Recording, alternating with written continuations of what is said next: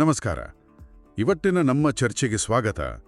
ನಾವಿವತ್ತು John Stuart mill ಅವರ on liberty ಅನ್ನೋ ಒಂದು ಬಹಳ ಮುಖ್ಯವಾದ ಕೃತಿ ಇದೆಯಲ್ಲ, ಇದು 1859ರದ್ದು. ಅದರ ಬಗ್ಗೆ ಸ್ವಲ್ಪ ಆಳವಾಗಿ ಮಾತಾಡೋಣ ಅಂತ ಇದ್ದೀವಿ. ಹೌದು.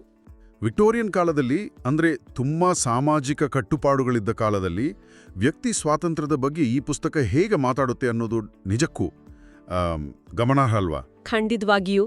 ಮಿಲ್ ಅವರ ಮುಖ್ಯ ಕಾಳಜಿನೇ ಅದು. ಅಧಿಕಾರ ಅಂದ್ರೆ ಸಮಾಜದ ಅಥವಾ ಸರ್ಕಾರದ ಅಧಿಕಾರ ಮತ್ತು ವ್ಯಕ್ತಿಯ ಸ್ವಾತಂತ್ರ್ಯ, ಇದರ ನಡುವಿನ ಸಂಬಂಧ ಏನು? ಎಲ್ಲಿಯವರೆಗೆ ಸಮಾಜ ಒಬ್ಬ ವ್ಯಕ್ತಿಯ ಮೇಲೆ ಹಿಡಿತ ಸಾಧಿಸಬಹುದು? ಇದು ಅವರ ಮೂಲ ಪ್ರಶ್ನೆ. ಸರಿ. ಹಾಗಾದ್ರೆ ಇದರೊಳಗೆ ಇನ್ನಷ್ಟು ಹೋಗೋಣ. ಮೊದಲನೆಗೆ, ಮಿಲ್ ಅವರ ಒಂದು ಬಹುಚರ್ಚಿತ ಸಿದ್ಧಾಂತ ಇದೆ, ಹಾನಿ ತತ್ವ ಅಂತಾರಲ್ಲ, ಹಾರ್ಮ್ ಪ್ರಿನ್ಸಿಪಲ್. ಏನಿದು? ಇದರ ವಿಶೇಷತೆ ಏನು? ಇದು ಮಿಲ್ ಅವರ ವಾದದ ಒಂದು ಅಡಿಗಲ್ಲು ಅಂತಾನೆ ಹೇಳ್ಬೋದು. ತುಂಬಾ ಸರಳವಾಗಿ ಹೇಳೋದಾದ್ರೆ, ಒಬ್ಬ ವ್ಯಕ್ತಿ ಏನೇ ಮಾಡ್ಲಿ, ಅವನ ಕೆಲಸದಿಂದ ಬೇರೆ ಯಾರಿಗೂ ನೇರವಾಗಿ ಹಾನಿ ಆಗ್ತಾ ಇಲ್ಲ ಅಂದ್ರೆ, ಸಮಾಜವಾಗಿರ್ಲಿ ಸರ್ಕಾರವಾಗಿರ್ಲಿ ಯಾರೂ ಅವನ ಸ್ವಾತಂತ್ರ್ಯದಲ್ಲಿ ತಲೆ ಹಾಕೋ ಹಾಗಿಲ್ಲ. ಅಂದ್ರೆ ಇಂಟ್ರೆಸ್ಟಿಂಗ್ ಪಾಯಿಂಟ್ ಏನಂದ್ರೆ, ಆ ವ್ಯಕ್ತಿ ತನಗೆ ತಾನೇ ಏನಾದರೂ ಹಾನಿ ಮಾಡ್ಕೊಳ್ತಾ ಇದ್ರೂ ಕೂಡ ಬೇರೆಯವರಿಗೆ ತೊಂದರೆ ಆಗ್ತಿಲ್ಲ ಅಂದ್ರೆ ಯಾರೋ ಮಧ್ಯಪ್ರವೇಶಿಸುವ ಹಾಗಿಲ್ಲ ಅಂತಾರೆ ಮಿಲ್. ಇದು ನಿಜಕ್ಕೂ ಸ್ವಲ್ಪ ಕ್ರಾಂತಿಕಾರಿ ಅನ್ಸುತ್ತೆ ಅಲ್ವಾ? ಅಂದ್ರೆ ಅವನಿಗೆ ಆಗೋ ಹಾನಿಯಿಂದ ಕಾಪಾಡೋಕೆ ಅಂತಾನೂ ಅವನ ಸ್ವಾತಂತ್ರ್ಯ ಕಸಿಯೋ ಹಾಗಿಲ್ಲ ಅಂತ.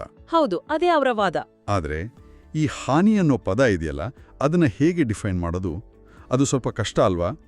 ಭಾವನಾತ್ಮಕ ಹಾನಿ, ನೈತಿಕ ಹಾನಿ, ಇದನ್ನೆಲ್ಲ ಹೇಗೆ ನೋಡೋದು? ಸರಿ, ಅದರ ಬಗ್ಗೆ ಆಮೇಲೆ ಮಾತಾಡೋಣ.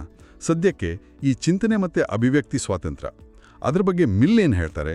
ಆ ವಿಷಯದಲ್ಲಿ ಮಿಲ್ ತುಂಬಾ ಸ್ಟ್ರಾಂಗ್ ಆಗಿ ವಾದ ಮಾಡ್ತಾರೆ.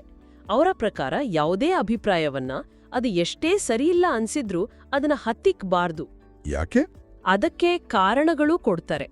ಒಂದು, ನಾವು ಹತ್ತಿಕ್ಕೋ ಹೊರಟಿರೋ ಅಭಿಪ್ರಾಯ ನಿಜವಾಗಿರ್ಬೋದು, ನಮಗೆ ಗೊತ್ತಿಲ್ಲದೆ ಇರ್ಬೋದು. ಎರಡು, ಒಂದು ವೇಳೆ ಅದು ಸುಳ್ಳೇ ಆಗಿದ್ರೂ ಸಾಮಾನ್ಯವಾಗಿ ಅದರಲ್ಲಿ ಸ್ವಲ್ಪ ಸತ್ಯದ ಅಂಶ ಇದ್ದೇ ಇರುತ್ತೆ. ಆ ಚರ್ಚೆಯಿಂದಲೇ ಪೂರ್ತಿ ಸತ್ಯ ಗೊತ್ತಾಗೋದು.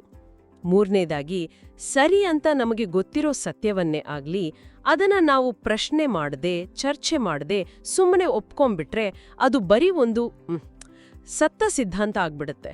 ಅದರ ಅರ್ಥ ಅದರ ಜೀವಂತಿಕೆ ಹೋಗ್ಬಿಡುತ್ತೆ ಅಂತಾರೆ. ಅಂದ್ರೆ ಭಿನ್ನಾಭಿಪ್ರಾಯಗಳೇ ಸತ್ಯವನ್ನ ಜೀವಂತವಾಗಿಡೋದು ಅಂತ ಅವರ ನಂಬಿಕೆ. ಇದು ಯೋಚನೆಗೆ ಸಂಬಂಧಿಸಿದ್ದು. ಇನ್ನು ಕ್ರಿಯೆ ಸ್ವಾತಂತ್ರ್ಯ ಮತ್ತು ವ್ಯಕ್ತಿತ್ವ ಅಂತಾರಲ್ಲ, ಅಂದ್ರೆ ಇಂಡಿವಿಜುವಾಲಿಟಿ, ಅದರ ಬಗ್ಗೆ ಏನು ಹೇಳ್ತಾರೆ? ಹೌದು, ಮಿಲ್ ಪ್ರಕಾರ ಮನುಷ್ಯನ ಪ್ರಗತಿಗೆ ವ್ಯಕ್ತಿತ್ವ ಅಂದ್ರೆ ಪ್ರತಿಯೊಬ್ರು ತಮ್ಮದೇ ಆದ ರೀತಿಯಲ್ಲಿರೋದು ಅದು ಅತ್ಯಗತ್ಯ. ಜನರು ಬೇರೆ ಬೇರೆ ತರಹದ ಜೀವನ ಶೈಲಿಗಳನ್ನ ಟ್ರೈ ಮಾಡಬೇಕು. ಎಕ್ಸ್ಪೆರಿಮೆಂಟ್ಸ್ ಇನ್ ಲಿವಿಂಗ್ ಅಂತಾರಲ್ಲ ಹಾಗೆ. ಇದರಿಂದ ಸಮಾಜಕ್ಕೆ ಒಳ್ಳೇದಾಗತ್ತೆ, ಹೊಸ ಐಡಿಯಾಗಳು ಬರುತ್ತೆ. ಎಲ್ಲರೂ ಒಂದೇ ತರ ಇದ್ರೆ ವೈವಿಧ್ಯತೆನೇ ಸೃಜನಶೀಲತೆಗೆ ದಾರಿ ಅಂತ ಅವರ ನಂಬಿಕೆ. ಇದೇ ಟೈಮಲ್ಲಿ ಅವರಿನ್ನೊಂದು ಮುಖ್ಯವಾದ ಎಚ್ಚರಿಕೆ ಕೊಡ್ತಾರೆ, ಬಹುಸಂಖ್ಯಾತರ ದಬ್ಬಾಳಿಕೆ ಬಗ್ಗೆ. ಟಿರನಿ ಆಫ್ ದ ಮೆಜಾರಿಟಿ. ಅಂದ್ರೆ ಪ್ರಜಾಪ್ರಭುತ್ವದಲ್ಲೂ ಸಹ ಮೆಜಾರಿಟಿ ಜನರು ಕೇವಲ ಕಾನೂನಿನಿಂದ ಅಲ್ಲ, ಸಾಮಾಜಿಕ ಒತ್ತಡದಿಂದ, ನೈತಿಕ ಅಸಹಿಷ್ಣುತೆಯಿಂದ ಅಲ್ಪಸಂಖ್ಯಾತರನ್ನ ಅಥವಾ ಬೇರೆ ರೀತಿ ಯೋಚನೆ ಮಾಡೋರನ್ನ ಹತ್ತಿಕ್ಬೋದು ಅಂತ. ಇದು ಇವತ್ತಿನ ದಿನಕ್ಕೂ ತುಂಬಾ ರಿಲೆವೆಂಟ್ ಅನ್ಸುತ್ತೆ. ಸರಿ, ಈ ಎಲ್ಲ ವಿಚಾರಗಳು ತುಂಬಾ ಸ್ಟ್ರಾಂಗ್ ಆಗಿವೆ. ಆದ್ರೆ ಈ ಸಿದ್ಧಾಂತವನ್ನು ವಿಶ್ಲೇಷಣೆ ಮಾಡಿದಾಗ ಇದರಲ್ಲಿ ಏನಾದರೂ ದೌರ್ಬಲ್ಯಗಳು ಕಾಣಿಸುತ್ತಾ? ಖಂಡಿತ ಇವೆ. ಸಾಮರ್ಥ್ಯಗಳ ಜೊತೆ ದೌರ್ಬಲ್ಯಗಳು ಇವೆ ನೋಡಿ. ಸಾಮರ್ಥ್ಯಗಳು ಅಂದ್ರೆ ಈ ವಾಕ್ ಸ್ವಾತಂತ್ರ್ಯದ ವಾದ ಇದೆಯಲ್ಲ, ಅದು ತುಂಬಾ ಬಲವಾಗಿದೆ. ವ್ಯಕ್ತಿತ್ವಕ್ಕೆ ಅವರು ಕೊಟ್ಟ ಒತ್ತು, ಇವೆಲ್ಲ ಇವತ್ತಿಗೂ ಮುಖ್ಯ. ಆದ್ರೆ ದೌರ್ಬಲ್ಯಗಳು, ಮೊದಲನೇದು ನಾವು ಆಗ್ಲೇ ಮಾತಾಡ್ದ ಹಾಗೆ ಈ ಹಾನಿ ಅನ್ನೋ ಪದದ ಅರ್ಥ ತುಂಬಾ ಅಸ್ಪಷ್ಟವಾಗಿದೆ. ಹೌದು, ದೈಹಿಕ ಹಾನಿ ಸರಿ, ಆದ್ರೆ ಬೇರೆ ತರಹದ ಹಾನಿಗಳನ್ನ, ಭಾವನಾತ್ಮಕ, ನೈತಿಕ, ಇದೆಲ್ಲ ಹೇಗಳೆಯೋದು? ಅದು ಕಷ್ಟ. ಎರಡನೇದಾಗಿ, ಮಿಲ್ ಅವರು ಮನುಷ್ಯರು ಯಾವಾಗಲೂ ತರ್ಕಬದ್ಧವಾಗಿ, ಲಾಜಿಕಲ್ ಆಗಿ ಯೋಚನೆ ಮಾಡಿ ತಮ್ಮ ಒಳ್ಳೆಯದನ್ನ ನೋಡಿಕೊಂಡು ನಡೀತಾರೆ ಅಂತ ಸ್ವಲ್ಪ ಜಾಸ್ತಿ ಆಶಾವಾದ ಇಟ್ಕೊಂಡಿದ್ದಾರೆ ಅನ್ಸ್ಬಹುದು. ಎಲ್ಲರೂ ಯಾವಾಗ್ಲೂ ಹಾಗೆ ಇರಲ್ವಲ್ಲ? ನಿಜ. ಹಾನಿಯ ಗಡಿ ಗುರುತಿಸೋದು ಒಂದು ದೊಡ್ಡ ಚಾಲೆಂಜ್. ಇನ್ನು ಬೇರೆ ಟೀಕೆಗಳು? ಇನ್ನೊಂದು ಮುಖ್ಯವಾದ ಟೀಕೆ ಏನಂದ್ರೆ, ಈ ಸಿದ್ಧಾಂತ ತುಂಬಾ ವ್ಯಕ್ತಿವಾದಿಯಾಗಿದೆ, ಅಂದ್ರೆ ಇಂಡಿವಿಜುವಲಿಸ್ಟಿಕ್. ಸಮುದಾಯದ ಮೌಲ್ಯಗಳಿಗೆ, ಎಲ್ಲರ ಒಳಿತಿಗೆ ಹೆಚ್ಚು ಪ್ರಾಮುಖ್ಯತೆ ಕೊಡೋ ಸಮಾಜಗಳಿಗೆ ಇದು ಪೂರ್ತಿಯಾಗಿ ಸರಿಹೋಗದೇ ಇರಬಹುದು.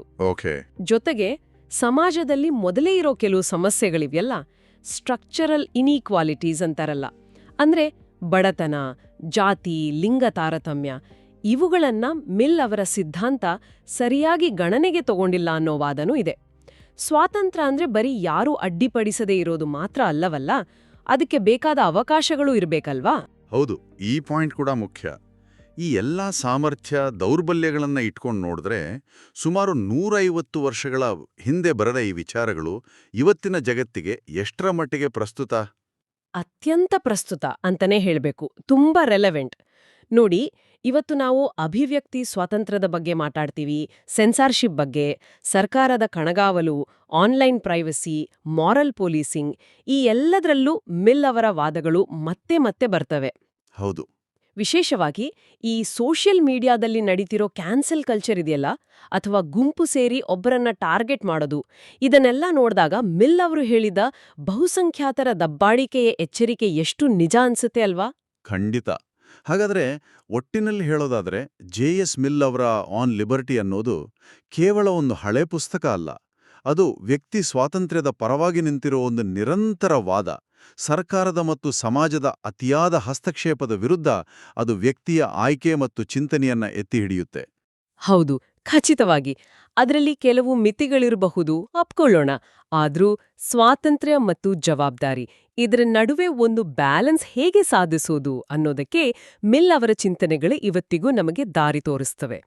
ವೈಯಕ್ತಿಕ ಹಕ್ಕಾಗಿರ್ಲಿ, ಸಮಾಜದ ಒಳಿತಿಗಾಗಿರ್ಲಿ, ಸ್ವಾತಂತ್ರ್ಯ ಯಾಕೆ ಬೇಕು ಅನ್ನೋದನ್ನ ಮಿಲ್ ತುಂಬಾ ಸ್ಪಷ್ಟವಾಗಿ ಹೇಳಿದ್ದಾರೆ. ಅದು ಇವತ್ತಿಗೂ ಅಷ್ಟೇ ಸತ್ಯ. ಈ ಚರ್ಚೆಯ ಕೊನೆಯಲ್ಲಿ ಕೇಳುಗರಿಗೆ ಒಂದು ಚಿಂತನೆಗೆ ಹಚ್ಚೋ ಪ್ರಶ್ನೆ ಇದೆ. ಮಿಲ್ ಅವರ ಹಾನಿ ತತ್ವ ಇದೆಯಲ್ಲ, ಅದನ್ನ ಇವತ್ತಿನ ಡಿಜಿಟಲ್ ಜಗತ್ತಿಗೆ ಹೇಗೆ ಅಪ್ಲೈ ಮಾಡಬಹುದು? ಅಂದ್ರೆ ಈ online hate speech, fake news, cyber bullying, ಇವುಗಳಿಂದ ಆಗೋ ಹಾನಿಯನ್ನ ಹೇಗೆ ಗುರುತಿಸೋದು? ಮತ್ತೆ ಅಲ್ಲಿ ಸ್ವಾತಂತ್ರ್ಯದ ಗೆರೆಯನ್ನ ಎಲ್ಲಿ ಎಳೆಯಬೇಕು? ಇದು ಸ್ವಲ್ಪ ಆಳವಾಗಿ ಯೋಚನೆ ಮಾಡಬೇಕಾದ ವಿಷಯ.